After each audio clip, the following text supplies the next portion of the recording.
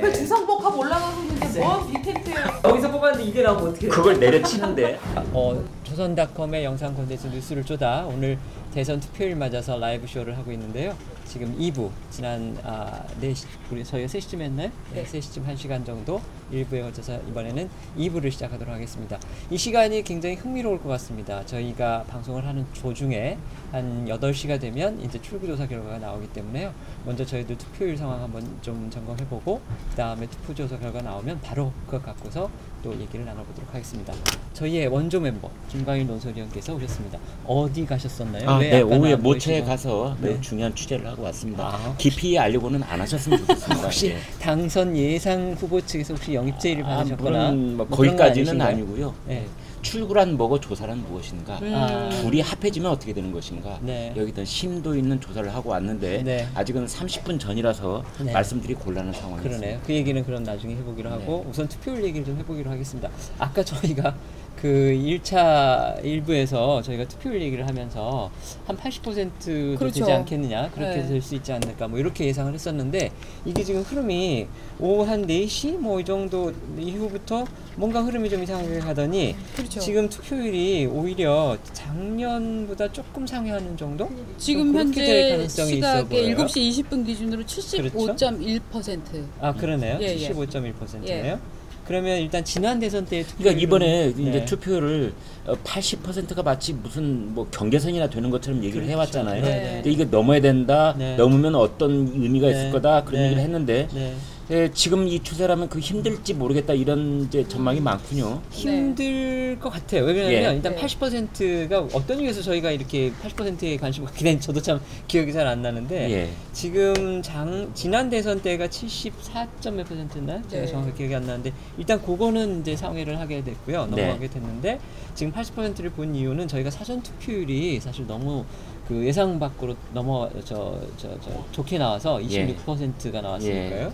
그러다 보니까 그러면은 본 투표에서도 더 나오지 않겠느냐. 그리고 투표 시간이 이번에는 보궐선거이기 때문에 네. 지난 보통 이제 일반 선거는 6시까지면 이번에는 8시가 되고 이렇기 때문에 오히려 투표가 좀 투표율이 올라가지 않겠나 했는데 지금 상황 봐서는 뭐 그렇게 그렇죠. 많이 그때 당시 그랬어요. 그렇습니다. 이제 사전 투표율이 26.06%를 찍자 네, 네. 두 가지 이론이 떠올랐지 않습니까? 네, 네. 그게 이제 그 열기 이론이 하나가 있었고 하나는 연휴 이론이 있었죠. 네. 그래서 이제 투표 유권자들의 참여 열기가 그만큼 뜨겁다의 반증이다가 열기 네. 이론이었는데요. 네. 지금 추세로 보면 네. 연휴 때문에 일찍 투표했을 뿐이다. 이제 그쪽이 음. 조금 힘을 받는 뭐 그런 상황이네요. 그런 것 같은데. 근데 마지막까지 지켜봐야 될 것 같아요. 네. 근데 지금 유권자 4,247만 명 중에 3,190만이 투표했다 이제 이렇게 나오지 않습니까? 예. 그럼 이제 맥시멈 뭐 3,200만은 좀 넘을 수 있겠죠.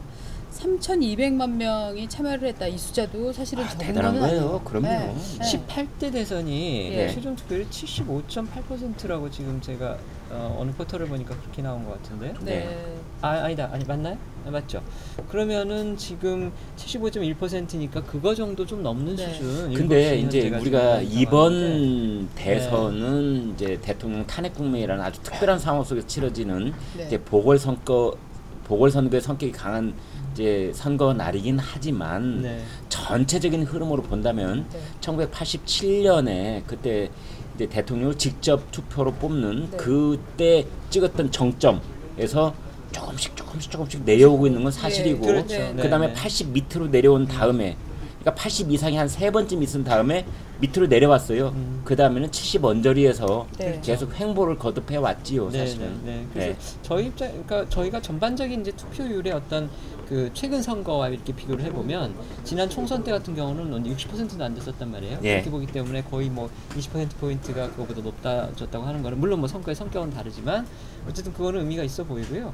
그다음에 근데 이제 지역적으로 한번 볼까요? 지역적으로 제가 한번 보면 네. 그 아까도 뭐 저희가 그 얘기를 잠깐 나눴지만 지역적으로 눈에 띄는 거는 그 호남의 소위 말하는 이제 광주, 전남, 전북 호남의 투표율이 다른 지역에 비해서 상대적으로 이제 높다는 거고요. 네. 그다음에 그 영남 지역 같은 경우 그러니까 TK, PK, 대구, 경북, 그다음에 부울경이라고 해서 PK, 부산, 울산, 경남 이제 요건데 지금 대구는 뭐 그렇게 낮아 보이지 않고요. 네. 울산도 상대적으로 많이 올라왔네요.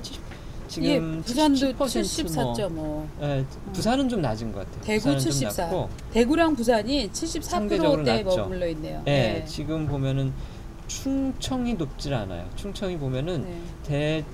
충북이 72.5, 충남이 70.5 이렇게 지금 되거든요. 그러니까 전북이 지금 77.6이고 전남이 77.3하고 이렇게 비교를 해보면 충청도도 역시 그렇게 높지가 예. 않아서 저희가 아까 일부에서 말씀 나눴지만 지금 이제 그 대선 투표 공표할 수, 여론조사 결과 공표할 수 있는 그 시점까지 저희가 여론조사 결과를 봤을 때는 홍준표 후보가 상당히 상승세를 타고 있었는데 그 상승세의 원천이 지역적으로는 충청과 영남, 그다음에 연령적으로는 60대 이렇게 봤었는데 네. 상대적으로 어쨌든 충청 지역이 호남에 비해서는 투표율이 낮고 그다음에 영남 지역도 역시 호남에 비해서는 낮기 때문에 이게 과연 홍 후보한테 네. 어떤 영향을 줄지 그럼 또 상대적으로 호남에서는 또 이렇게 나온 것이 그러면 호남 지역의 강세인 저 문재인 후보나 안철수 후보한테는 어떤 영향을 줄지 이것도 한번 얘기해 볼 만한 대목은 아닌가 싶은데 김선배 어떻게 보세요? 네, 저는 사실은 투표율의 지역적 격차를 네. 큰 의미를 두지는 않습니다. 네, 네. 이제 최대 격차가 벌어진 걸로 보면은 뭐 네. 지금 현재 시각으로 한 2, 3% 포인트 뭐 이 정도 가장 이제 극심하게 격차가 벌어진 적은 한 5% 포인트 차이가 나고 있는데 이것이 가령 이 지난번에 사전 투표 때도 뭐 광주는 또는 호남은 투표를 엄청나게 많이 했는데 상대적으로 TK 지역은 좀 열기가 적었다느니 그렇죠. 이게 다 제가 봤을 때는 네. 이 저 호사가들의 후일담에 불과할 뿐 아니, 네. 숫자가 있는데 왜 이거는 후일담? 그러나 이건 네. 그게 유의미한 어떤 의미를 가질 수 네. 있는 것인가 저는 매우 회의적인 입장입니다. 왜냐하면 네. 실제적으로 그 유권자들이 움직이고 안 움직이고 이런 것이 네. 그 우리가 여론조사로 말했을 때 오차 범위 내의 포인트에서 움직인다고 하면 큰 차이는 없다고 봐요. 제가 오후에도 시간대별로 중앙선관위가 발표하는 투표율을 계속 추이를 봤는데 어느 순간에는 전북이 1위를 하고 있다가 네, 네. 또 그게 또 어느 순간에는 네. 다른 지역으로 올라갔다가 네. 이런 걸 여러 차례 봤거든요. 네. 그렇다면은 오후 2시간대 민심과 오후 3시간대 민심이 그렇게 옮겨 다닌 거냐? 그렇지는 않다고 보고요. 이제 마지막 8시에 투표율이 좀 지나야 나오겠죠. 마지막 최종적으로. 그렇지만 그것이 과연 우리나라 전국적으로 이제 흩어져 있는 유권자들의 마음을 지역적 특색과 연결시켜서 해석할 만큼 네. 의미가 있는 것이냐? 네. 저는 회의적입니다. 저는 회의 안 해요. 저는 회의 안 하고 네. 저는 의미 있다 이렇게 보는데 왜냐하면 예. 투표율이 70% 나온 지역하고 78% 나온 지역하고 뭐 이게 뭐 8% 차이인데 무슨 의미가 있느냐라고 볼 수도 있지만 이걸 100단위로 1000단위로 10,000단위로 넓히면 그 숫자가 저는 유의미해진다고 보고요. 결국은 이게 뽑히는 사람이 어떤 사람이냐를 추론하게 할 수 있는 충분한 저는 근거가 된다고 보거든요. 그게 그러니까 당연히 우리가 이번에 저 투표율에 많이 관심을 가졌던 이유도 진보층의 그 이를테면 지지율이라고 할까요? 그게 뭐 저 전통적 보수의 뭐 2배에 달한다, 3배에 달한다 이런 얘기가 있었잖아요. 그러니까 결국은 그것도 우리나라에서는 분명히 지역적 특성이 있기 때문에 그 미국도 마찬가지잖아요. 이렇게 코스트 지역은 진보 쪽이 많고 내륙으로 들어가면 공화당 쪽이 많고 뭐 이랬는데 저는 우리나라도 그런 인구학적, 지정학적 그런 특성들을 분명히 선거에도 반영을 하고 있다 이렇게 보고 있는데요. 네. 한번 결과를 보면은 이제 네. 뭐 어느 쪽에 그런 의견이 좀 일리가 있을지 일리수 저희가 상주나요? 제가 맞을 아, 겁니다. 지금. 예. 근데 투표는 매우 네. 집단적인 것처럼 보이고 지역적인 어떤 네. 그룹이 형성되어 있는 것처럼 보이지만 사실은 따져놓고 보면은 투표함 속에 들어가서 혼자 찍는 매우 고독한 행위인 겁니다. 마지막까지 투표소. 혼자 개별적으로 고민하는 거이기 때문에 네. 저는 그 어떤 집단성, 지역성 이런 거에 의미를 덜 두는 편입니다. 저는 그 고독과 철학이 결국은 하나의 이념과 트렌드를 보여준다. 이렇게. 이따가 따로 좀 봅시다. 그 지금 제가 지역별 투표를 이렇게 보다가 보니까 눈길을 네. 끄는 부분이 하나 있는데 네. 서울이 의외로 생각보다 높네요. 76.3% 7시 20분 기준으로 이게 네. 이제 전국 평균 투표율보다 상회를 하는 건데 서울은 되게 제가 기억하는 그 투표율의 성향을 보면 전국 투표율보다 좀 항상 낮았다는 밑돌았죠. 경우가 많았는데 예, 그건 이번 사실입니다. 같은 경우는 좀 높다. 이게 예. 어떤 의미일지 모르겠어요. 그러니까 보통 이제 서울 우리가 보통 말하는 서울, 인천, 경기 수도권은 민심의 바로미터다. 그래서 어떤 지역적인 출신 지역의 영향도 별로 안 받지 않고 그다음에 어떤 특정 정파가 뭐 특별히 뭐 한쪽이 우세하지도 않고 그렇기 때문에 뭔가 이렇게 그 민심의 추이를 갖다 정확하게 가장 잘 반영하는지 이렇게 보여지는. 근데 지금 말씀 중에 끊어서 죄송한데 네, 네. 신국장 말씀 중에 가령 네. 서울이 전국 평균보다 높았다. 네, 네. 지금 보니까 1% 포인트 정도 높더라고요. 네, 네, 네. 그래서 1% 저는 네. 이제 지역별로 어떤 편차가 있다는 이런 얘기를 2단계에서 하기보다는 네, 네. 다 끝난 다음에 네. 오히려 네. 투표율이 전국적으로 다 나오고 네. 나이별로 나오고 네. 뭐 그다음에 성별로 나오고 직업별로 나오고 뭐 이런 분석들이 좀 살라미처럼 이제 자세하게 나오지 않겠습니까? 물론 네네. 그때 종합적으로 세대별로 네. 세대별로 투표율과 네. 세대별로 어떤 후보에 대한 그 편향성 이게 오히려 의미가 있다고 봐요. 맞습니다. 네. 예, 그건 맞는데 저희가 지금 내가 이겼습니다. 출구조사 나오기까지 20분이 남았거든요. 예. 그 기간 동안에 저희가 얘기를 해야 되는데 네. 이런 것도 얘기를 해야 시간을 때울 수 있습니다. 그 제가 네. 사실은 이제 이 시간을 위해서 준비하고 싶었던 얘기가 있는데 네. 그 세계사적으로 또는 네. 우리 이제 대한민국 역사로 돌이켜 봤을 때 가장 드라마틱한 선거가 어떤 선거였느냐 네. 이런 조사를 했어요. 네, 네, 네. 누가요? 누가? 이제 호사가들이 합니다. 이제 그런 조사를 해야만 호구지책이 해결되는 사람들이 또 우리 주변에 많이 근데 있어요. 저 참 궁금한데요. 당신도 그 그룹 아니에요? 잠깐만요. 막말하지 마세요. 호사가라는 게 네. 좋을 호자에다가 일사자를 쓰는 호사가입니까? 제가 갑자기 궁금해졌는데. 네, 그래서 일을 네. 이제 많이 일으킬수록 아. 자기한테 이제 먹을거리가 많이 생긴다 그러니까 이런 이게 뜻인 것 같아요. 호사가라는 말이 굉장히 좀 올드한 그런 보통 표현인데 제가 아는 김 선배는 정말 트렌드에 앞에 서서 달리시는 분인데 호사가라는 표현이 그렇게 막연한 정말 특정되지 않은 저는 옛날에 그 호사가를 네. 호사를 누린 사람 네. 우리 박국장처럼 네. 이렇게 명품을 왠지 두른 것 같은 실제로는 어디 저 시장에 가서 재래시장에 가서 산 싸구려를 입고 있어도 명품인 것 같은 느낌이 들게 하는 네. 이제 이런 사람들을 호사스러운 사람이라고 그랬지요. 아, 자, 우리 하여튼 뭐 격길로 많이 갔는데 네, 호사가들이 예, 아무튼 얘기- 드라마틱한 선거. 네. 이제 우리 선거에서는 여러 사람한테 물어봤는데 결국은 2002년도에 노무현과 아. 정몽준의 단일화 네. 이벤트라고 할까요? 충격적인 어떤 네. 사건이었었죠. 그러다가 그렇죠. 또 정몽준 후보가 그 단일화했던 걸 철회를 했어요. 그렇죠. 갑작스럽게 네. 현장 뛰었죠 그때. 아 그때가 2002년이죠. 예, 2002년. 그래서 네. 이제 많은 사람들이 그것이 우리 그러니까 어떻게 보면 직접 투표로 대통령을 뽑았던 1987년 이후에 지금까지 7번 이제 우리가 대통령을 뽑고 있는 셈인데 네. 돌이켜 보면 그때가 제일 드라마틱했다. 2002년이요. 2002년이 다들 이렇게 얘기를 하고 있는데 그때 정말 재미났어요. 명동에서 노무현 후보가 이제 마지막 그 유세를 하는 겁니다.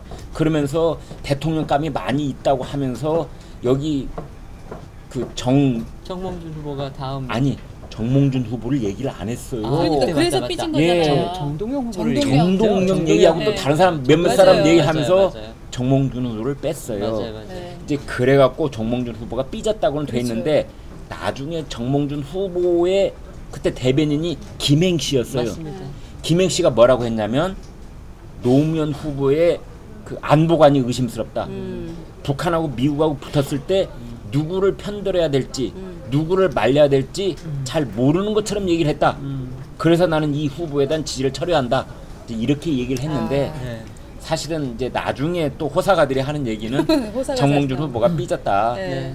명동 유세에서 자기 이름을 그렇죠. 거론을 안 했다. 근데 가만히 있는 정몽준 후보를 저희가 여기서 1패를 안겨줄 시간 있을 것 때워야 같습니다. 된다면서요? 아니 그거 아니어도 할 얘기는 있고요. 예. 자 그래서 제가 그러면 이제 투표율 얘기는 저희가 어차피 최종 집계가 나오면 그때 네. 한번 또 얘기를 하기로 하고요. 네. 지금 어쨌든 지금 한 15분쯤 있으면 지금 이 시간으로 15분이니까 아마 이 화면을 보시는 분들은 시차가 한 1분 정도 있기 때문에 조금 늦을 수도 있습니다. 아 근데 우리는 치매가 네. 없습니까?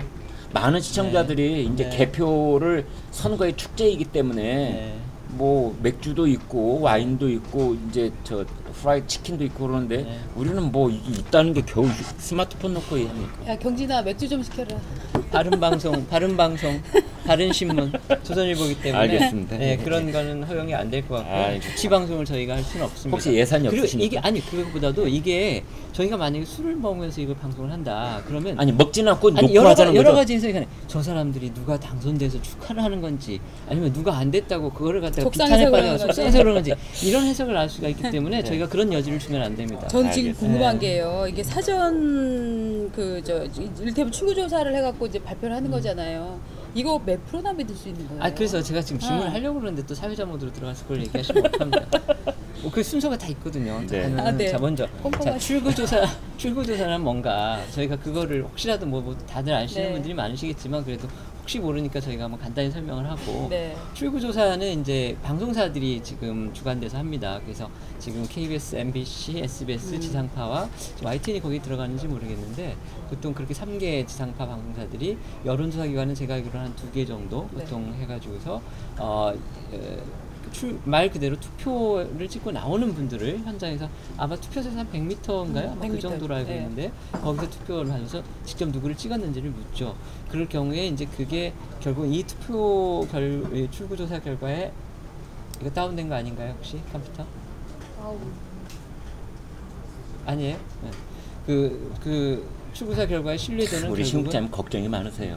아니요, 이런 경우에 보통 그런 적이 많았거든요. 네. 그래서 출구조사 우리 결과의 방송을 참 신뢰도는 안전하게 만들어주고 예, 있습니다. 신뢰도는 결국은 응답하는 사람들이 과연 얼마나 거기에 대해서 진심으로 자기가 찍은 박들을 얘기를 하느냐 이제 그런 경우인데 그 출구조사가 안 맞는 경우는 되게 총선 때 많이 좀 틀린 경우가 네. 많았죠. 네. 그래서 우리나라 출구조사를 과연 믿을 수 있느냐 이런 얘기도 많았는데 자 그래서 출구조사는 하여튼 그 투표 방송사들이 지상파 방송 3사들이 여론조사 기관 2군데 3군데하고 같이 연합해서 하는 거고요.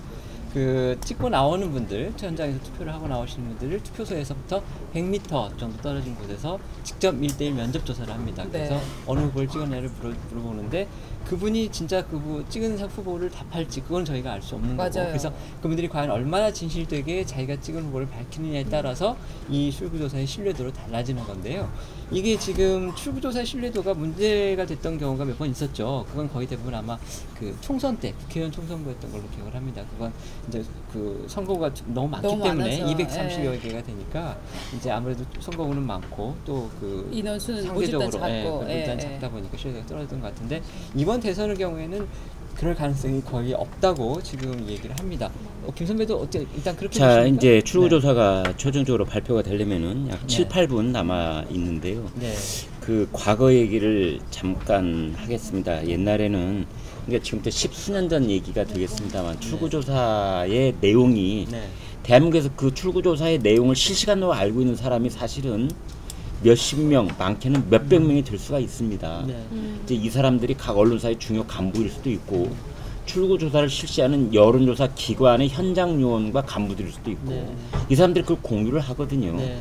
그래갖고 이제 과거에는 그런 경우에 지금부터 10수년 전 얘기입니다. 네, 네. 가령 오후 2시에 출구조사, 오후 3시에 출구조사가 결과가 실시간으로 전달이 되거든요. 돌아다닌다고요. 그러면은 네. 그 중에 간부들이 이제 유력 후보에게 전화를 걸어서 아주 출구조사가 잘 나오고 있습니다. 네. 이런 이야기를 미리 해주곤 했었어요. 네.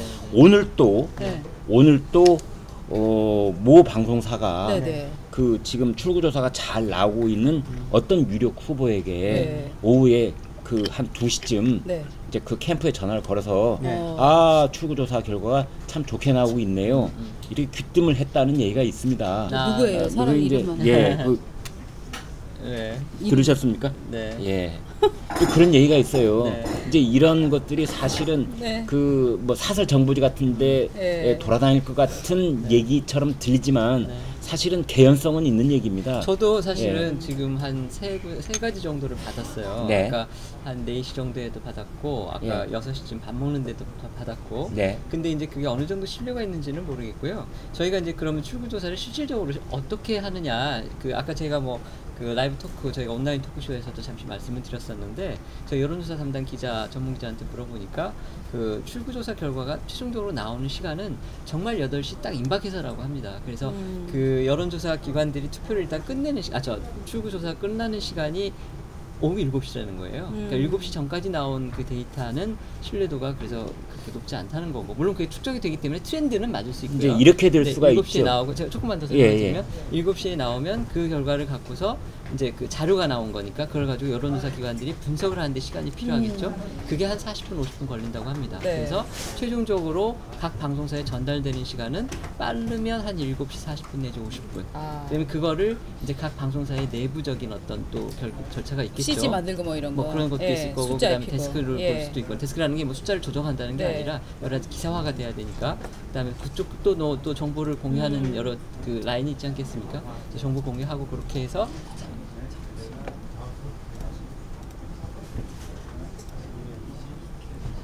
네, 또 안 되고 있어요?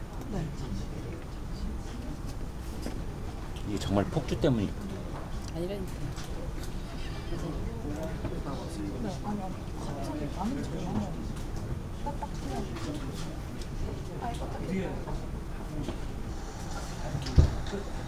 하나도 안 됐는데 아까 시작되는 점이 그대로 나오고. 아무나 저렇게 리플레이를 지금 해서 볼 수 있나? 쭉 내가 보고 있잖아.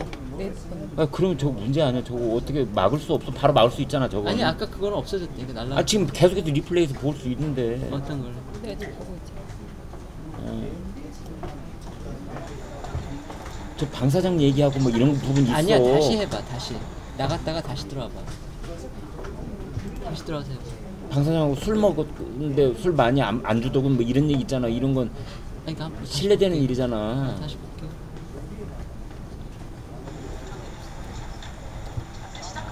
그나저나 바로 출구에서 나오겠다. 그거야. 되고 있어 지금.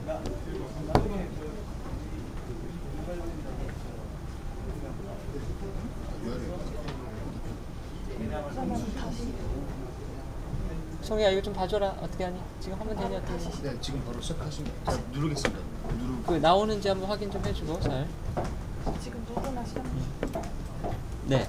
아 너무 죄송합니다. 이게 기술적인 문제가 계속 발생을 하네요.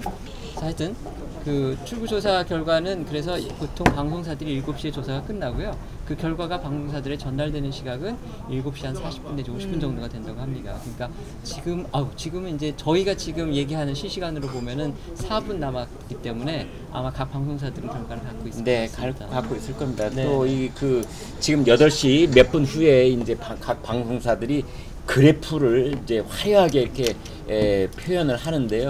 그 그래프에 표현하려면 상당한 시간이 필요할 수도 있습니다. 상당한 시간이라는 것은 30분 이상. 그래서 아마 방송사에는 이미 이제 출구 여론조사가 전달될 가능성이 높고 그렇다면은 상당수의 사람들이 그 결과를 알고 있을 거고. 그러게요. 여기서 드리고 싶은 말씀은 정보는 권력입니다. 그러니까 0.1초라도 빨리 알고 있는 사람이 더 많은 그 권력에 접근했다는 상징이 되기 때문에 아마 치열하게 그런 경쟁이 있었을 겁니다. 자, 이제는 서서히 우리도 출구조사 결과를 기다려보는 시간으로 가보지요. 우선 네. 관심사는 그걸 것 같습니다. 이 그 출구조사 이번 출구조사는 과연 맞을까 이 부분에 네. 대한 관심들이 출구조사 많을 것 결과 같아요. 각 방송사별로 다 틀립니까? 더 조금씩 틀리죠. 조금씩 네, 틀립니다. 조금씩 왜냐하면 틀리죠. 그 결과를 가지고서 각 예. 방송사들이 자기들이 갖고 있었던 네. 축적해놓은 그런 데이터도 반영을 해가지고 그리고 네. 보정을 하는 보정을 거죠. 하는 네, 거죠. 그래서 네. 조금씩 차이가 있다고 하고요. 네. 근데 지금 여론조사 기관들의 그 전반적인 의견, 그다음에 방송사들 같은 경우는 이번 대선 같은 경우는 크게 틀리지 않을 거라고 자신을 한다고 합니다. 네. 그 이유가 몇 가지가 있는데 우선 첫째는 지금 사전 여론조사에서 1위와 2위, 그다음에 2위와 3위, 특히 1위와 2위의 차이가 상당히 컸지 않습니까? 저희가 지금 지금 공표는 해도 되는 거죠. 이미 나온 여론조사 결과니까 거의 20%포인트 차이가 나고 이런 상황이었기 때문에 그래서 아마 그 여론조사 결과가 크게 아니 지금 이제 우리가 출구조사를 기다리는 그 세밀한 이유는 뭐냐면은 1등이 누구냐 이 문제도 물론 중요하고 가령 유력 당선자로 우리가 표현할 수 있는 거냐 이 문제도 중요하지만 그렇죠. 그 사람이 40%를 넘느냐 못 넘느냐 또는 2등이 누구냐 4등이 누구냐 5등이 누구냐 이 문제도 매우 큰 관심사이기 때문에 이런 부분이 맞느냐 여부예요. 네, 그것까지 이제 포함을 한다 그러면 더 저희가 맞는지 봐야 될 부분이 많은 거죠. 예. 네. 근데 하여튼 만약에 이제 그 가장 중요한 당선자, 가장 중요한 건 어쨌든 누가 당선이 되느냐의 문제니까 예. 그 부분을 맞추는 데에는 이번에는 크게 어렵지 않을 것이다. 이렇게 그렇습니다. 얘기를 많이 했다고 합니다. 예. 출구조사 발표가 1분 30초도 이제 남지 않았네요. 네. 예. 근데 이번 출구조사에 그러니까 아까 저 말씀하셨지만 김 선배가 몇 가지 포인트들이 있을 것 같아요. 네. 일종의 관전 포인트라고 얘기를 하는데 네. 저희가 생각하기에는 첫째는 아까 말씀해주신 대로 1등이 과연 누구가 될 것이냐. 그건 뭐 당연히 봐야죠. 예. 두 번째는 1위가 과연 당선은 되는 것과 함께 네. 득표율이 과연 얼마 정도 되느냐. 네. 아니면 뭐 예를 들면 과반 득표가 되느냐. 네. 아니면은 뭐 40%뭐 초반에 그치느냐. 아니면 30%대로 내려가느냐. 이런 것도 상당히 관전 자, 포인트가 1위 한번 네. 우리끼리 셋이 내기 한번 해볼까요? 아니 그거는 지금 단계에서 숫자, 하면 숫자. 안 내가 될 해보죠. 것 뭐 같아요. 왜 숫자. 자신이 없으십니까? 아니 사람 하면 안 될 이름이 것 아니라 같아요. 숫자로 저는. 하면 아니 안 돼요? 주어주면 지금 얼마 있어? 네, 지금 다른 얘기 하고 있는데 그 네. 얘기를. 자, 그래서 그게 첫 번째, 두 번째 관전 포인트 됐고 세 번째는 지금 벌써 나오나요? 네. 그러니까 지금 우리 시간이 없어서 빨리 나로 결정해야지. 우주선 쏠 때보다 네. 더 긴장이 됩니다. 카운트다운을 보는 순간. 별로 솔직히 관전 긴장이 안 되는데 자 아니 카메라 저 우리 이거 퍼센테이지가 긴장이 화면 좀 돼요. 비춰주시죠. 네. 심장님. 네, 네. 자, 퍼센테이지가 굉장히 중요합니다. 지금 이게 이 시간보다는 좀 늦게 서빙 우리가 나가는 거죠? 지금 실제 화면보다는 그렇죠. 네. 어느 정도 차이가 있을지 이 모르겠네요. 화면과는 상관없어요. 그런가요? 자, 나왔습니다. 네, 나왔네요. 예. 지금 KBS의 경우에는 41.4%, 23.3, 21.8 이렇게 나왔습니다. 네. 저희가 MBC를 한번 잠깐 볼까요? 다른 자 4, 5위 제가- 한번 제가 보고 볼게요. 넘어가죠. 4, 5, 3명만 나오나요? 세 명만 일단 나오는 것 같은데요. 네. 일단 40%가 넘는 걸로 나오네요. 네. 자, 저희가 SBS를 한번 보겠습니다. SBS는 어떻게 나왔습니까? SBS는 숫자가 똑같은데요. 41.4, 23.3, 21. 똑같네요. 이번엔 같이 한번 냈나 네. 봅니다. 유승민 후보가 7.1, 예. 심상정 후보가 5.9. 자, 그러면 네. MBC를 저희가 아까 안 봤죠? 예. 네, MBC 한번 보겠습니다. 제 예상이 맞았네요. 네. 아 그렇습니까? 저는 심상정 후보보다는 유승민 의원이 많이 나올 것 같다. 이런 막 생각이 결과 나오면 꼭 이런 얘기 하는 아니, 분들이 아, 있으세요. 양심의 손으로. 지금 MBC는 예. 네. 각 후보별로 지역별로 결과를 벌써요? 얘기를 지역별로 하고 있습니다. 넘어간 상태군요. 네, 지금 이 화면이 저희 방송까지 실제 닷컴에 나가는 시간 차가 좀 있을 것 같기는 한데요. 예. 네. 지금 문재인 후보가 서울, 부산에서는 1위였고요. 대구에서는 홍준표 후보가 1위로 나오네요. 44.3, 21.4. 안철수 후보가 그러면 2위가 안 됐다는 얘기가 되네요. 자, 인천 같은 경우는 문재인 후보가 1위고요. 국민의당 안철수 후보가 2위가 됩니다. 광주에서는 59.8대 30.8. 대전 같은 경우 문재인 후보 42.7, 안철수 후보 24.1. 홍준표 후보가 역시 충청도에서 2위가 안 됐네요. 울산 같은 경우, 울산에서는 문재인 후보가 오히려 이겼습니다. 홍준표 후보가 오히려 2위로 나왔네요. 42.7대 23, 경기군요. 그 다음에 강원 같은 경우에 32.4대 30.4. 여기는 문 후보가 1위고 홍 후보가 2위가 됩니다. 충북 같은 경우는 38.9대 24.9. 충남 같은 경우는 40.2대 23.7. 안철수 후보네요. 전북 같은 경우는 문재인 후보가 높군요. 65대 23.3 안을 봅니다. 그다음에 전남 62.6대 29.0 안철수 후보입니다. 2위는. 그다음에 경북 같은 경우 홍준표 후보가 51.6대 20.0. 문재인 후보가 2위가 되는 걸로 나왔네요. 예측이. 경남은 39.1대 34.9. 문재인 후보가 2위, 홍 후보가 1위로 예측이 됐고요. 제주는 문재인 후보가 48.1, 안철수 후보가 21.5 이렇게 됩니다. 전국적으로는 그래서 41.4, 23.3 홍 후보가. 네. 그다음에 각 방송사가 같이 했군요. 네, 네, 이번엔 숫자가 같이 해놨는데 예. 아마 뭐 다른 논란 같은 걸 좀 막기 위해서 네. 그런 거 아닌가 싶습니다. 1, 2, 3, 4, 5가 1, 2, 3, 4, 5등을 했네요. 저희가 그런가요? 네. 연령별 자, 저희가- 혜택이 나와 있습니다. 네. 연령별로 이렇게 나와 있고요. 예. 20대 70대에서는 60대, 70대는 홍 후보가 앞섰고, 네, 50대까지는 예, 문 후보가 50대까지는 문 후보가 앞섰고, 20대, 30대, 40대에서는 뭐 그래서 그러니까 네. 우선 지금 저희가 얘기할 거는 이제 전체적인 그 득표 상황이 예상과 같으냐 이제 그 질문을 저희가 네. 드렸는데 네. 저도 대답을 하자면 저도 뭐 크게 다르지는 않은 것 같은데요. 네. 지금 우리 김 선배 말씀하신 대로 그 포인트가 중요할 것 같습니다. 지금 뭐 1등은 제가 보니까 뒤집힐 가능성은 이 정도의 그 출구조사 아무리 출구조사가 헐렁하다고 해도 이 정도까지 틀리지는 않을 것 같아요. 왜냐하면 네. 우리나라를 대표하는 여론조사 기관들이 지금 뭐 3군데나 들어가서 네. 한 거기 때문에 또 그리고 이렇게까지 그 차이가 많이 날 걸로 봤기 때문에 아마 이번 출구조사 결과는 틀리지 않을 거라고 다들 장담을 한 것 같기도 하고요.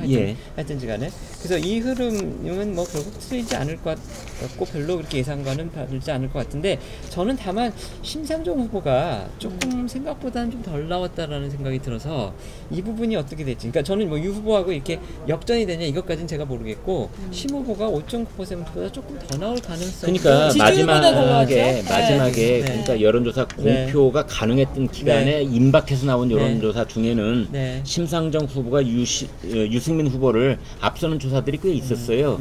이제 그래서 적어도 4등을 심 후보가 차지하고 5등이 유승민 후보 차지 아니냐 그랬는데 그렇죠. 네. 지금 이제 출구조사로는 유승민 후보가 앞선 걸로 나왔네요. 그렇다면은 네. 이제 마지막에 있었던 TV 토론에서의 유승민 후보의 파이널 스피치 이것이 어느 정도 영향을 미쳤느냐. 네. 그다음에 그 이후에 이제 깜깜이 기간에 있었던 그 동안에 유승민 후보가 보여준 여러 가지 이제 자기 발언들, 현장 요새 이런 것들이 어떤 영향을 미치지 않았을까. 네. 그런데 이것도 뒤집힐 가능성이 있기 때문에 저희가 좀 두고 한번 봐야 될 것 그 같습니다. 부분들은 좀 더 자세히 들어가면 이제 또 한번 얘기할 기회가 있을 것 같은데요. 예. 지금 투표율 수치만 가지고 저희가 다시 한번 또 짚어봐야 될 부분이 예. 지역별로의 부분도 재미있는 포인트가 될 것 같아요. 네. 그러니까 제가 지금 메모를 한 걸로 보면 네.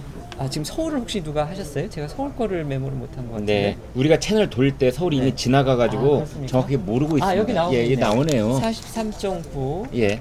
22.8, 18.9입니다. 이게 지금 문, 안, 홍, 그다음에 이런 순서거든요. 예. 그러니까 이게 지금 서울이 아까 저희가 그 초반부에 말씀드렸듯이 서울이 이제 민심이 바로미터다 뭐 이런 이렇게 보통 얘기를 하는데 네.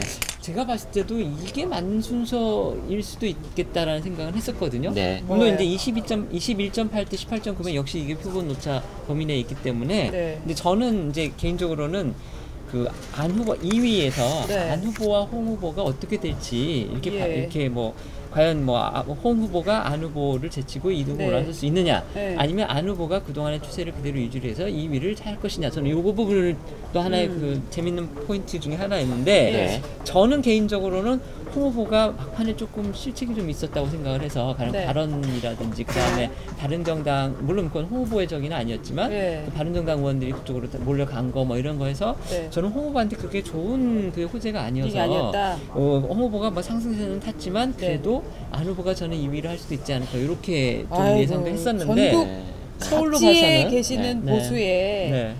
이 트렌드를 좀 아, 놓치신 그거는 것 우리 같아요, 박 부장이 여러 번 지적을 했잖아요. 네, 네, 네. 가령 네. 그 주방에서 일하는 것은 하나님이 여자에게 내린 명령이다 이런 발언 네, 있잖아요. 네, 네, 네. 여성 유권자들의 지지가 급감할 걸로 방송쟁이들은 예측을 했었거든요. 네, 네. 결과는 딴판이었어요. 그러니까요. 그러니까 지금 이렇게 보면 네, 네. 이제 문 후보가 일부 지역을 빼놓고 특히 이제 서울 수도권을 중심으로 보면은 이제 2등 파트너를 누구로 삼느냐, 홍이냐 아니냐의 차이만 있을 뿐 한 10에서 18에서 한 20 사이의 격차는 유지를 하는 것으로 나와 있습니다. 그러니까 저는 서울 수도권은 안철수 후보가 2등을 차지했고 또 다른 지역은 전국적으로 보면은 이제 홍준표 후보가 2등을 차지한 걸로 돼 있기는 하지만 그러나 격차는 꾸준히 유지를 하고 있었고 지금 지역별로 살펴를 본다면 이제 영남 얘기를 지역, 좀 더, 구체적으로 한번 해주시죠. 영남 네. 지역에서 보면은 네. 이제 홍준표 후보가 1등을 그것도 압도적인 1등을 차지한 유일한 지역이 이제 이곳인데요. 그렇죠. 경북. 이제 경북을 보면은 네. 홍준표 후보가 51.6, 근데 문재인 후보가 20.0 0입니다. 이렇게 네. 돼 있어요. 네. 자 그렇다면은 이건 2배 이상이거든요. 네. 그래서 그 마지막에 네. TK 민심이 홍 후보 쪽으로 압도적으로 쏠림 현상이 나타났다. 제가 예. 말씀드려 주셨는데 순서를 조금 바꿔서 어쨌든 네. 간에 당선 가능성이 있는 후보가 이제 확정이 됐으니까 네. 제가 그 후보를 먼저 한번 보고 그다음에 그러시죠. 후보를 가는 게 순서적으로는 좋을 것 같습니다. 네. 지금 문재인 후보가 41.4% 득표 예상이 나왔거든요. 네. 저 문재인 후보의 이 41.4%는 과연 어디에서 발판으로서 얻었는지 그걸 먼저 저희가 좀 봤으면 좋겠는데 이렇게 보면은 거의 대부분의 지역에서 1위를 거뒀는데 특히 역시 호남에서의 지지가 많이 모였다. 저희 아까 일부 토크에서 그 이동훈 차장, 정치부 이동훈 차장하고 과연 문 후보가 저 호남 지역에서 얼마나 얻을 것 같으냐 했을 때 저희가 60 내지 70% 얘기를 했었는데 그게 확 쏠린다고 볼 수는 없지만 어쨌든 그 정도는 얻을 거라고 그랬는데 그 예상이 별로 틀리지는 않은 것 같아요. 네. 그러니까 지금 전북을 전북과 보니까 65%를 얻었고요. 전북 전남을 보면은요. 전남이 62.6%를 얻었습니다. 그러니까 그거를 네. 이제 2등을 광주 한 혹시- 안철수 후보하고 비교를 해봐야 되는 네. 겁니다. 광주 혹시 저 메모하셨습니까? 이제 광주가 전북 광주가- 전남을 보면은 네. 아 광주 여기 있네요. 예. 문재인 후보가 59.8%고요. 안철수 후보가 30.8%입니다. 네. 예. 이제 광주를 빼놓고 전북 전남만 보면은 이제 그 문재인 후보가 안철수 후보를 약 2.5배 네네. 예. 네. 아니면 2배 네네. 이상 차이로 이제 그렇습니다. 압도를 했어요. 네네. 자, 이게 마지막 투표 득표율로 이제 공식적인 결과가 어떻게 나올지는 모르겠으나 지금 상황으로 본다면은 확실한 기울기가 이제 굳어져 있던 것이 아닌가. 저는 그렇게 그러니까 이것이 네. 처음에는 안철수 후보의 국민의당 의원들이 대부분 다 호남 출신이고 안철수 후보가 어느 단계에는 호남 민심을 거의 등에 업고 있는 것처럼 보였었는데 그게 막판으로 이제 이행이 되면서 그러한 민심들이 확실한 이동이 있었다. 문재인 저도 후보 지금 쪽으로. 그렇게 보여지는데 같은 네. 설명일 수도 있는데요. 그러니까 호남 지역에서 막판에 약간 그러니까 뭉침 형상이 있었던 것 같아요. 그러니까 저희들이 여론조사 결과 한번 생각을 해보시면 호남 여론조사에서 문재인 후보가 약간 앞서긴 했지만 이렇게까지 큰 차이는 아니었거든요. 네. 그리고 어떤 경우는 안철수 후보가 앞선 경우도 있었고 물론 이제 막판에 올수록 문재인 후보가 우위를 붙였지만 이렇게까지 큰 차이가 아니었는데 실제 만약에 이 예측대로 만약에 투표가 현실적으로 나온다고 하면 그럼 막판에 아까 우리 박 부장이 얘기하신 홍준표 후보의 소위 상승세가 오히려 호남에서는 문재인 후보로의 그렇죠. 일종의 표로 인한 단일화라고 네. 그러니까 표로 하는 단일화 상대적으로 그럴 수 예, 있겠네요. 그게 했을 가능성이 있다. 그러니까 일종의 뭐냐면 호남 유권자들은 그런 게 있었던 것 같아요. 이번 경우에는 확실히 정권 교체를 이뤄야 된다. 그 다음에 정권 교체를 이룰 경우에 정권 교체를 이루는데 가장 그 유력한 후보로 표를 갖다 몰아주자 이런 네. 분위기가 분명히 있었던 것 같고 그 다음에 아까 말씀하신 대로 국민의당이 현역 의원이 거기 그 지역에 훨씬 많음에도 불구하고 투표가 이렇게밖에 안 된 이유는 결국은 국회의원들하고는 상관없이 유권자들은 아까 제가 말씀드린 대로 정권 교체를 위해서는 누가 가장 유력하느냐를 갖다가 제1순위로 받고 그 사람들한테 표를 몰아준 결과가 아닌가 그렇게 그러니까 보여집니다. 우리나라 네. 유권자들이 참 이게 미국은 양당제니까 네. 이거냐 저거냐만 고르면 되는데 우리나라는 내가 이 애를 고를 경우 얘가 이런 효과가 나타나고 이런 복합 변수들을 생각을 하잖아요. 그래서 확실히 지금 저 전북, 전남, 광주 이 지역에서는 분명히 아주 복합적인 변수를 고려해서 전략적인 선택을 했다. 이런 경향이 확실히 또 그렇다 두드러지게 하더라도 네. 그렇다 하더라도 네. 이제 광주 전북 전남을 놓고 봤을 때 네. 그래도 2등한 후보가 네. 이 정도 득표를 거둔 것은 대통령 선거에서 네. 아마 이것도 그렇죠. 그러니까 네. 대개 지금까지 근데 그 쏠림이라는 그건 것이 저는 조금 다르다고 지금까지 보는 게 쏠림이라는 것이 네. 2대 8, 뭐 1.5 대 8.5 이 정도의 쏠림을 보였는데 그래도 이번에는 뭐 65 대 23. 저는 그 62 대 해석은 29. 조금 동의하지 않는 게요. 네.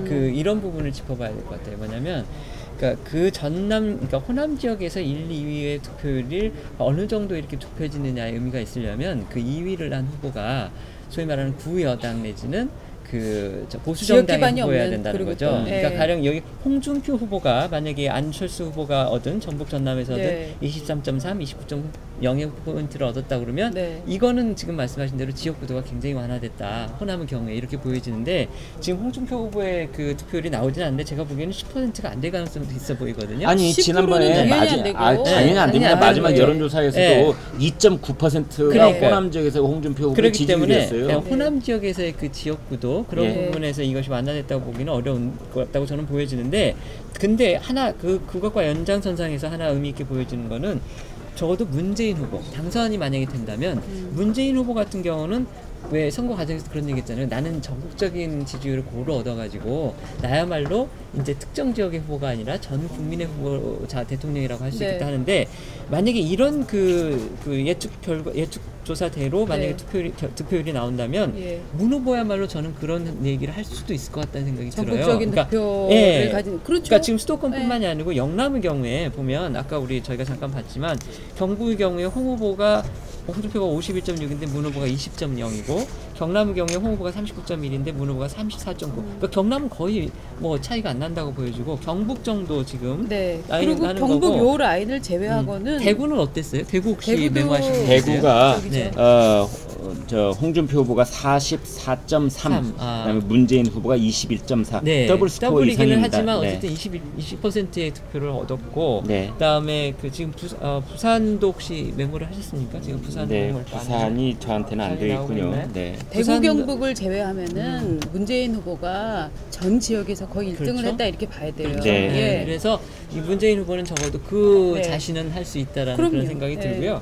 그다음에 또 다른 거 하나는 아까 저희가 연령별 저 득표율 아까 저희가 봤었잖아요. 제가 네. 메모는 안 했지만 저희들이 기억하기로 지금 50대까지는 문 후보가 1등이었고 네. 그다음에 60대 이상에서 이제 했기 네. 때문에 그렇다 그러면은 문 후보 입장에서는 꼭 자기가 진보표만 얻는 그러니까 진보 진영의 진보 진영만의 대통령은 아니다. 네. 이런 얘기도 저는 할 수도 있지 않을까 싶은 생각도 드는 게 50대가 어쨌든 50대가 약간의 캐스팅 보트 역할도 하고 네. 그러니까 60대는 너무 뚜렷했기 때문에 좀 예. 그런 면에서 좀 변별력이라고 그런 게 좀 약하고 아니 심기님 20대 저도 밑에 말 좀 들어오는데, 합시다. 네. 네, 너무 독점을 하시는 경향이 있는 것 같아요. 죄송합니다. 네, 그 결과 정확할지도 잘 모르는 상태에서. 네. 근데 네.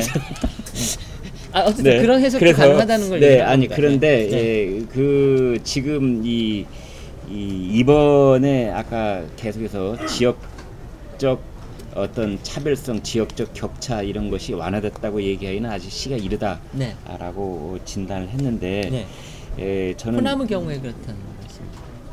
아니 호남만. 이 영남도 마찬가지라고 얘기를 아니요, 영남은 좀 영남 나은 좀 것 이제 같아요. 그런 예, 경향이 예. 보였다고 예, 보는데 호남의 경우에. 제가 하고 네. 싶은 말씀은 네. 호남에 대해서 만약 그런 것이 완화 증상이 없다고 본다면 네. 영남에도 비슷한 현상인 것이다.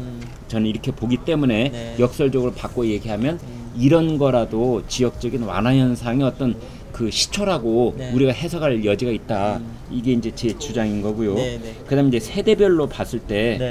사실은 저는 지역별로 갈리는 것은 그거는 이 정말 어떻게 보면 우리 정치의 어떤 해결할 수 없는 DNA 같아 보여요. 일단 그 선거와 투표라는 형식으로 투영됐을 때 우리의 정치적 지형도에서 지역적 편중을 빼놓고 얘기를 하려고 그러면 어느 것도 해석이 안 될 경우가 많아요. 그런데 이번에 더 이제 중요한 것은 그거는 그렇다 치고 사실은 세대별로 이렇게 갈렸다는 점인데요. 가령 예를 들어서 갈린 건가요? 저는 그렇게 크게 안 갈린 것 같은데 아까 let me 어떠셨어요? finish my speech. 오케이, yes sir. 그래서 아무튼 50대까지 이 사람들이 가지고 있는 그러니까 문재인 후보에 대한 쏠림, 그 다음에 60대, 70대가 홍준표 후보에 대해서 갖고 있는 일방적인 지지. 자 지금 저기는 60대까지만 표시를 하고 있고 그 다음 표시를 안 하고 있는데요. 자 그러니까 이것이 홍준표 후보하고 문재인 후보를 비교해서 나오니까 저런데 예. 저기 안철수 후보 같은 경우는 아마 20대, 30대, 40대가 홍준표 후보보다는 저는 더 나왔을 것 같아요. 적어도 한 20%포인트 가까이는 나왔으라고 보기 때문에 세대별로 보면은 홍준표 그러니까 그 안철수 후보의 그 좌우로 봤을 때 자리매김을 어디로 저희가 해야 될지는 모르겠는데 그분은 좌도 아니고 그렇다고 또 꼭 우도 아니기 때문에 네, 약간 지금까지 중간 나와 지대 있는 같은? 후보들의 네, 여러 가지 네. 복지와 관련된 공약이라든지 교육에 관한 공약이라든지 네. 이런 것들은 네. 가령 지역적인 편차는 충돌이라고 우리가 표현할 수 있다면 세대별로 나오고 있는 이런 격차는 전쟁이라고 나는 보고 있거든요. 그래서 이제 앞으로 후보들이 자기 공약집에 쓰여 있는 것을 얼마나 실천하려고 나설지는 모르겠으나 그런 거에 있어서 세대별로 이제 커다란 이제 포성이 곧 들리지 않을까. 알겠습니다. 그러한 전조 현상이 이런 데서 저는 보여집니다. 알겠습니다. 저 박 부장한테는 그거 한번 여쭤볼게요. 홍준표 후보 얘기를 해보죠. 이제 문재인 후보 얘기는 많이 한 것 같고요. 홍 후보가 지금 23.3%라고 돼 있잖아요. 지금 아까 근데 박 부장은 23.3% 정도는 얻을 수 있다고 그랬습니까? 아니면 생각보다는 좀 적다고 그랬습니까? 저는 기세로 봤을 때는 25% 넘지 않을까. 그렇죠. 예. 네. 근데 그런 그게 느낌이었어요. 지금 저도 생각하기에 네. 만약에 그 기세로만 봤을 때는 조금 네. 그것보다는 안 나온 예. 것 같은 느낌이 드는데 예. 이걸 이제 패착이라고 제가 표현하면 너무 섣부른 단정인지는 모르겠는데 네. 뭐 때문에 그렇게 된 걸로 보세요? 원인은? 왜 그랬을까요? 아니 아까 저는 얘기 몇 가지 해주신 것 같은데 네. 예, 한번 정리를 한번 해보시죠. 뭐 제가 먼저 얘기를 네, 할까요? 네, 네. 제가 우선 생각나는 건 저는 아까 잠깐 말씀드렸듯이 그 왜 홍준표 후보 막판에 이 험한 얘기들이 있었잖아요. 그러니까 험한 얘기라고 그래야 되나요? 아니면은 뭐 좀 그 예의가 없다고 그래야 되나? 거친 이야기. 네, 거친 이야기. 그런 부분들이 본인은 뭐 그게 별거 아닌 것처럼 내지는 뭐 그 지역에서는 통하는 것처럼 막 이런 식으로 얘기를 했지만 결국은 일반인들의 상식적인 판단으로 눈으로 봤을 때 기준으로 봤을 때 역시 그거는 이게 과연 대통령다운 어떤 품격이 있는 것이냐라는 네. 부분에 대한 그런 것이 분명히 있었던 것 같고요. 예. 그 다음에 두 번째는 당의 결국은 한계. 그러니까 자유한국당이라는 당의 한계. 네. 결국 자유한국당 이퀄 사람들은 이게 박근혜 당이구나. 박근혜 전 대통령의 사람들이 아직도 모여있는 당이구나. 이런 거를 생각하기 때문에 그 당한테 더 가고 싶어도 못 가는. 그러니까 물론 우리가 보수가 보통 한 30% 정도 있다고 볼 때 그것도 지금 못 30% 나왔다고 넘겠죠. 보여지거든요. 예. 그러니까 그렇다고 보면 네. 거기에서 내가 과연 이 당을 계속 찍어줘야 되나. 네. 박근혜 정부는 내가 예를 들면 지난 선거에서 네. 박근혜 전 대통령을 찍었던 사람들이라 할지라도 저렇게 많은 잘못을 했고 저렇게 많은 국민들한테 비난을 받는데 네. 그 당의 후보를 갖다가 내가 인정해주면은 이게 과연 어떻게 되는 것이냐. 네. 그런 어떤 갈등이 있었던 분들이 네. 투표장에 안 나갔거나 아니면 나가서도 안 찍거나 네. 그런 원인이 좀 있지 않을까 저는 싶은데 어쨌든 이번 네. 선거의 최대 수혜자는 홍준표 후보다라는 생각은 있어요. 개인적으로. 그런데 만약에 자유한국당에서 홍준표 후보가 아니라 네.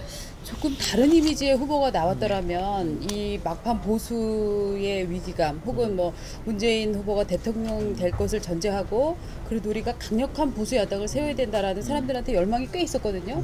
그런 열망을 생각을 해보면 자유한국당의 그 지지도가 홍준표 후보가 지금 획득한 23%대보다는 훨씬 더 높을 수도 있지 않았을까. 그래서 사실 지난해 박 대통령 국정농단 사건 이후에 이제 뭐 새누리 다 망했다 이런 얘기가 나왔지만 사실은 정말 이번에야말로 정치는 생물이라는 걸 보여줬잖아요. 거의 뭐 새누리당 다 와야 되고 누가 나와도 한 자릿수밖에 못 얻을 것 같았는데 이렇게 쭉 살아나는 과정을 보면서 근데 그 살아나는 과정이 홍준표에 대한 팬덤이라기보다는 보수도 어떻게 살아야 된다. 뭐 앞으로 뭐 그동안 잘못한 건 잘못한 거고 야당으로 키워야 된다라는 공감대가 보수층에서 형성이 되는데 반대로 지금 홍준표라는 그 정말 강력한 캐릭터를 가진 분 때문에 개인의 인기는 올라갔지만 말씀하신 대로 내가 보수다라고 생각하는 사람들이 정말 내 표를 마음대로 찍어주기는 좀 곤란한 상황 이런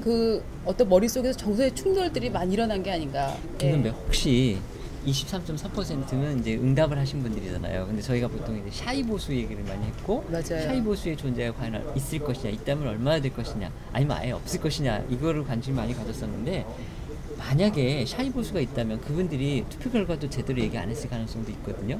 그렇다 그러면 이거보다 표가 더 나올 수도 있다는 얘기인데, 그럴 가능성이 있다고 보세요? 예, 저는 뭐 있다고 보고요. 그다음에 그렇습니까? 이제 전체적으로 보면은 이제 홍준표 후보는 나는 큰 성공을 거뒀다고 봅니다. 네, 일단 네, 네. 이제 그래서 문재인 후보는 41.4 이건 지난번에 있었던 이제 여론조사의 그 결과와 비슷한 수치를 나는 보이고 있다고 보고요.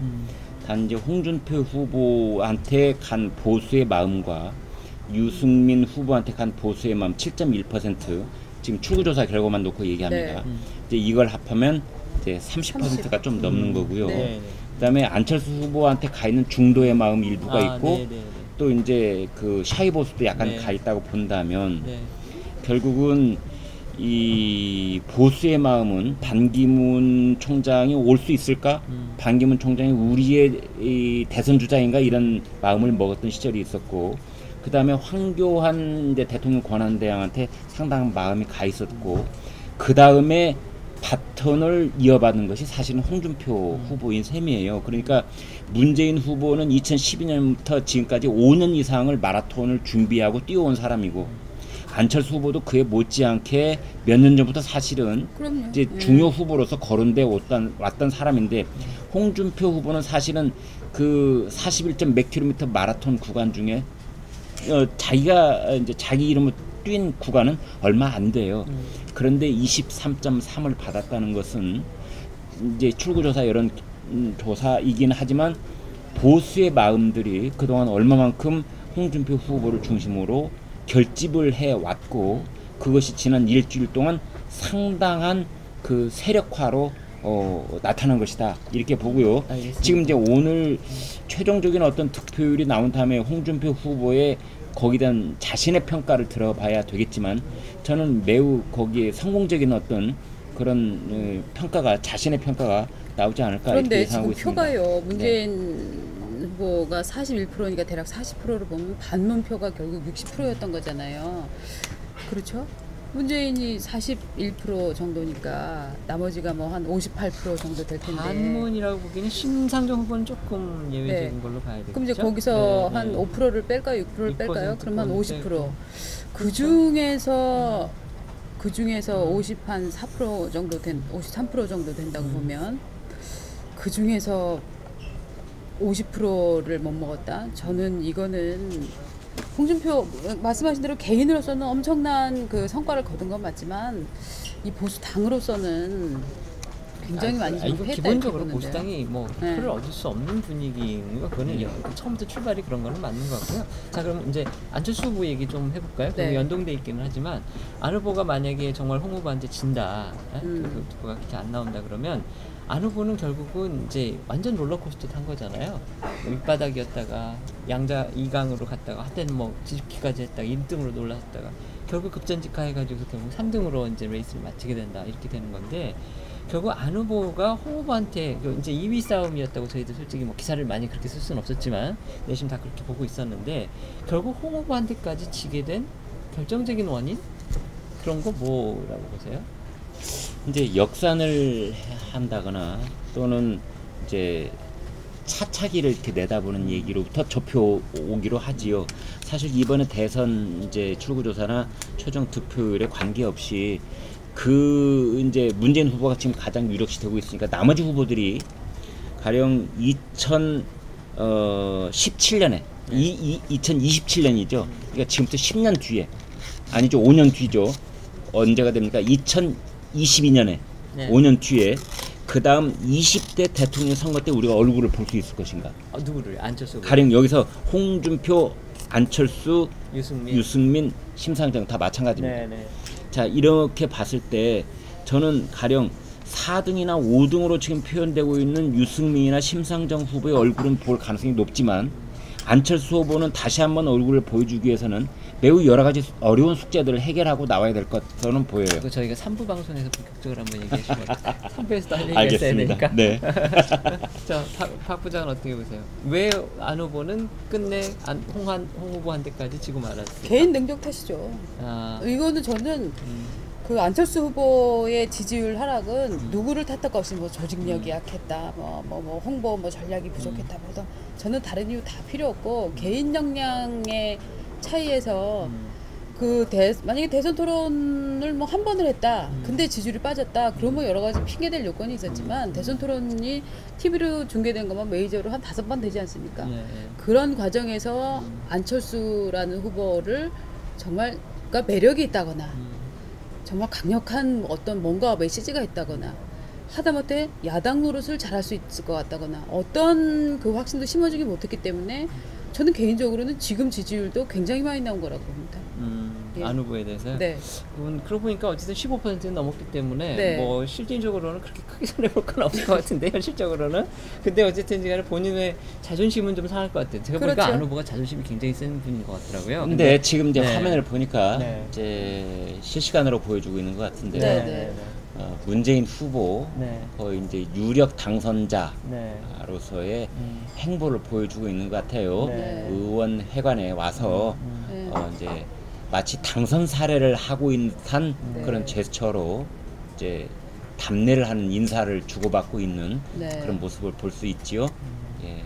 뭐 의미가 있습니다. 하여튼 네. 저희가 이제 투표가 되면 또 그 개표 상황이 어떻게 될지를 모르니까 그건 한번 지켜보기로 하고요. 마지막으로 이 부분만 짚고서 2부는 끝나기로 하겠습니다.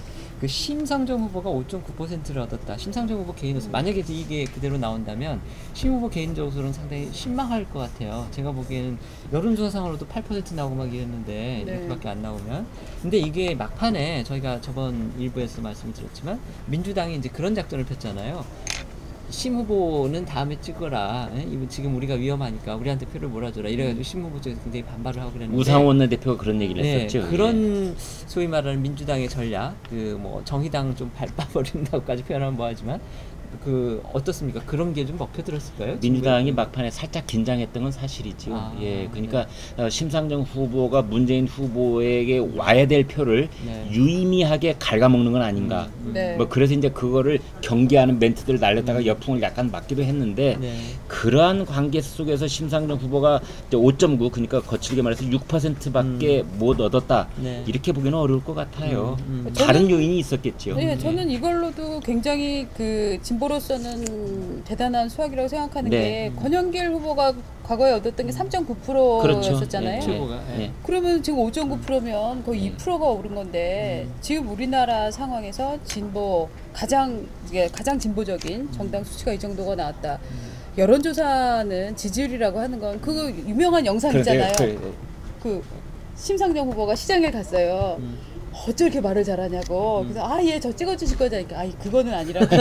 그러니까 좋아하긴 하지만 표를 줄 수는 없다. 이게 사람 기분이라는 네. 게 상대적인 거예요. 네. 그러니까 막판까지 네. 시험을 보고 났는데 네. 또 90점 나올 거야. 90점 나올 거야. 모든 사람이 그랬거든. 네. 성적표를 받아보니까 82점이야. 네. 그러면은 괜히 실패한 것 같거든. 맞아. 근데 이전에는 60점 받았었고. 지난번에 60점 어. 받았는데 이제 그런 게 있습니다. 그 네. 저는 개인적으로는 그래서 심상정 후보가 본인으로서 선전을 했다고 생각할지 네. 본인의 이제 그 생각도 궁금해요. 그런 반응도 네. 궁금해요. 네, 궁금해요. 그래서 심상정 후보 입장에서는 그러니까 정의당의 입장에서 보면 어쨌든 당의 어떤 이름도 많이 알렸고 네. 심상정 후보 개인의 어떤 그런 것도 많이 알렸는데 어쨌든 선거라는 건 득표가 말을 해주는 거기 때문에 득표가 여기에 만약에 그쳐버린다면 저는 개인적으로는 솔직히 이제 뭐 선거가 끝났으니까 말인데 심상정 후보 저는 굉장히 이번에 강한 인상을 받았던 게 사실이거든요. 다 성공했어요. 네, 강한 인상을 심상정 받았고. 후보도 성공했고 네. 정의당도 성공했습니다. 글쎄 말입니다. 그래서 전 저는 국민이 오히려 어떻게 이번에 이렇게 알게 된 그보다도 다음 지방선거라든지 그 네. 다음에 어떤 총선이라든지 그런 네. 데서 길게 본다면 정의당이 상당히 저는 이번에 그 긍정적인 뭔가 결과를 많이 얻지 않았다. 다음 이제 총선 지방선거에서 네. 원내 진출이 더 많이 될 수 글쎄, 있는 예. 그런 그게 정당 투표가 또 있기 옷 때문에 사러 가는 거랑 똑같아요. 네. 옷을 사러 정장이 쫙 있어요. 네. 막 핑크, 핫핑크, 막 금색 이런 거 너무 예뻐요. 눈에 너무 띄고 야 진짜 예쁘다 하고 막 입어봐요. 살 때는 무슨 색 사는지 아세요? 곤색이나 가장 까만색. 무난한 색. 부담스러워서 보니 절묘한 비유인 것 정말 절묘한 비유인 것 같습니다. 자 이렇게 해서 저희가 출구조사 결과를 가지고서 장장 40분 출구조사 결과만 갖고 그 이전 시간까지 합치면 1시간 물론 중간에 좀 끊겼긴 하지만요 1시간 뭐 거의 20분가량 지금 저희가 얘기를 나눠봤습니다. 저희가 11시에 저희가 다시 찾아뵙겠는데요. 워낙 이렇게 저 출구조사 결과가 차이가 많이 나다 보니까 좀 긴장감은 떨어지지만 또 개표는 또 어떻게 될지 모르니까 투표함을 한번 열어보면 또 상황이 어떻게 될지 한번 지켜보고 그 결과를 가지고 저희가 11시에 다시 찾아뵙도록 하겠습니다. 고맙습니다. 야식 줍니까? 당연히 드립니다.